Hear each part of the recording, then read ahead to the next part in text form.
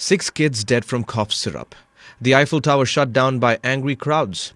Putin's got a nuclear warning for the West. And after 5 years of frozen skies, India and China are talking again through airplane windows.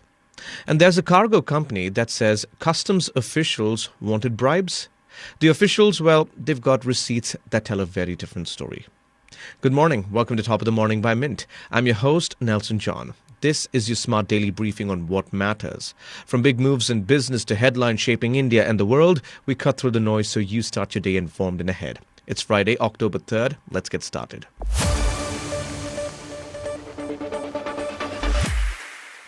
Vladimir Putin just turned up the heat on the West, and here's what you need to know. Speaking at the Vladai discussion group in Sochi on Thursday, the Russian president issued a stark warning. Russia will conduct nuclear tests if any other nuclear power does first.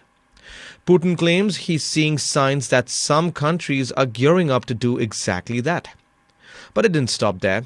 When asked about Trump calling Russia a paper tiger, Putin flipped the script, suggesting NATO might be the real paper tiger.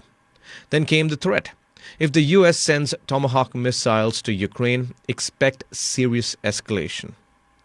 Here's the thing about nuclear treaties.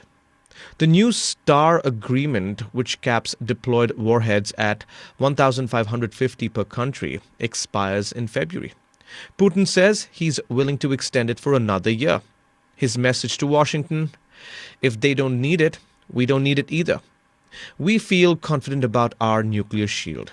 Russia's comes from their new Oreshnik missile complex, which Putin says should factor into any future arms talk.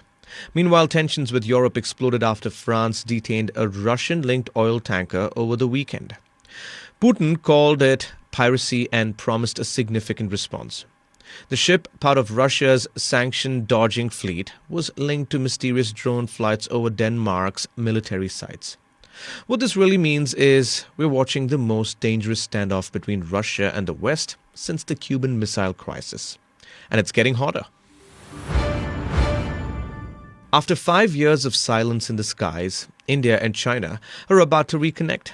Direct flights between the two nations will resume by late October, marking the latest step in thawing relations.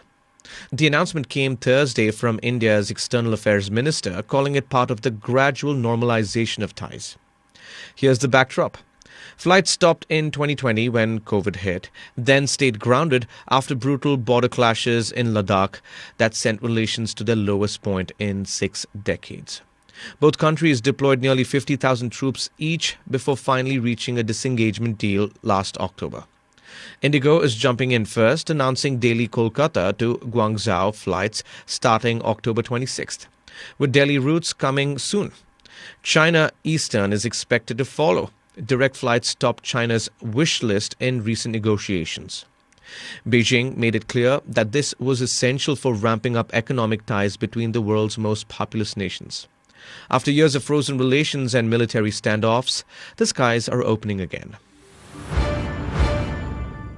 France is burning again, and this time the Eiffel Tower went dark.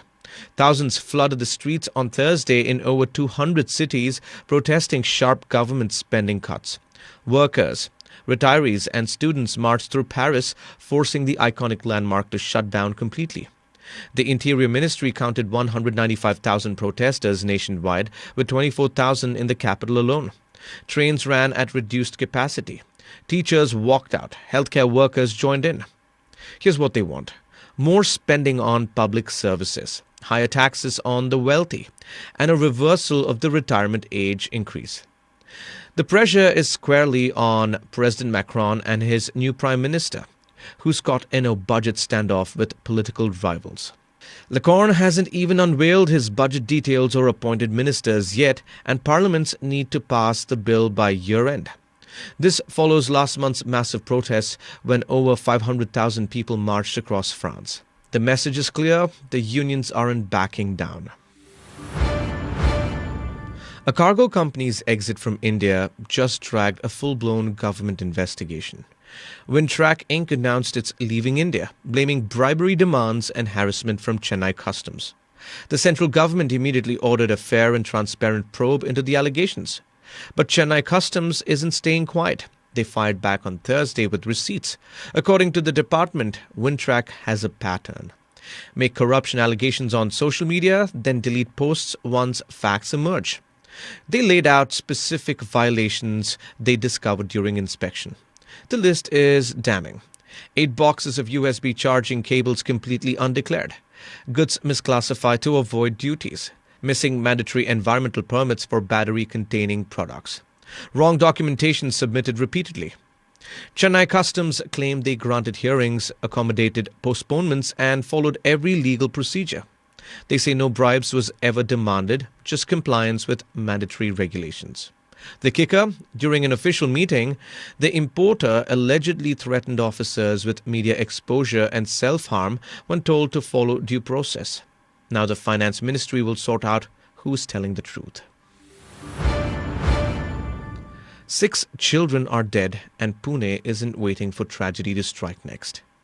The FDA in Pune just launched an emergency inspection of every cough syrup in the market after kids in Madhya Pradesh died from kidney failure. The culprit? Cough syrup contaminated with diethylene glycol, a toxic chemical. Similar cases popped up in Rajasthan, sending authorities into high alert mode. Here's the scale.